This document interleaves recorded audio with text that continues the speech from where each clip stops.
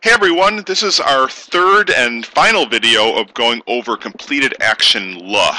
And if you haven't seen the first two videos, I recommend that you do that first before you see this one. This one is just going over one use of LA that is kind of a special usage, and it's used with the word 以后, which of course is the word for after, when you say after something happened in a clause. Okay, so this is 以后. Let's take a look at a sample sentence. So when we use 以后 in a clause, as you've already learned, you just simply put it at the end of the phrase that it's modifying. So looking at this sentence, 今天下课以后我就要回家.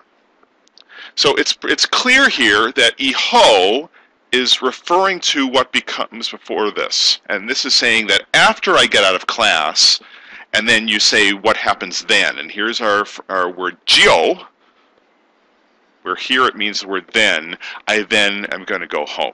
Okay, so that's pretty basic. Now, we can do something different with this, where we can add the word 了 into it.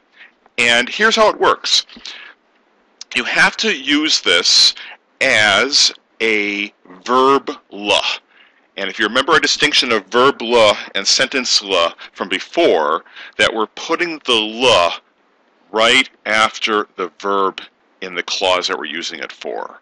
Okay, so 下课 is a verb object, where 下 is the verb and 课 is a noun or the object.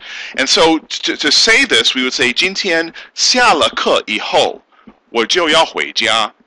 Now note something. These two sentences are exactly the same meaning. Adding the 了 here adds no different meaning other than just simply to emphasize that this action of going to class will be over. But you can say the sentence either way. You can say it with the 了 or without the 了. Okay, now there's another trick to this. So here's our original sentence here, okay? And as we've seen before, we can put the 了 right in between here. And this is exactly what I just did on the screen beforehand. But the other trick is that if we use the 了 here, we don't have to say 以后 anymore if we don't want to. So the exact same sentence could also be 今天下了课我就要回家. And even though we haven't said the word 以后, this still means after I get out of class.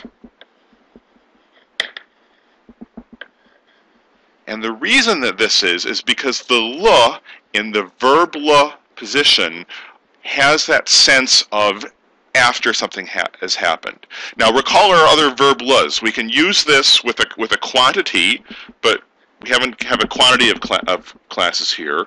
And we can use it with a definite noun. But we're just saying class. We don't know what class the person is saying he or she is going to get out of. It doesn't say history class or math class or anything. So we know that this is verb 了 with the optional 以后. And my little handy-dandy acronym for this is VK. Verb 了 for completed action with the optional 以后, and I just use the Y to refer to the Y in the word 以后. Okay, a couple more things to talk about. We now can see that there are three ways of saying the phrase after I get out of class or after I do something, I then. 我下课以后就 and whatever else you want to say. 我下了课就 and whatever else you want to say. Or with both forms, with both the verb 了 and the 以后. 我下了课以后就 blah, blah, blah, blah, blah. Okay, I have another little example here to give you, and it's to compare sentence 了 that shows completed action relevant to noun, and my handy-dandy acronym for that is completed action relevant to noun, SCAR, S standing for sentence 了, and then our new VK, completed action with optional 以后. Take a look at this little possible conversation. Someone comes up to someone else and says, "Hey, 你吃饭了吗? Have you eaten yet?" And that person says, 吃了. Okay, now before we go any further, let's review. What kind of 了 is this? Is it sentence 了or is it verb 了? Well, we know that this has to be sentence le because it's coming after the object and not after the verb. So this is a scar. This is a sentence le completed action relevant to now. Have you eaten yet? And this also is sentence le completed action relevant to now. They're saying, yes, I have eaten. And it's relevant to now because obviously this person is checking in on their friend or something. Okay, now the conversation after that can go like this. 你吃了饭以后就做什么了? After you ate, what did you do then?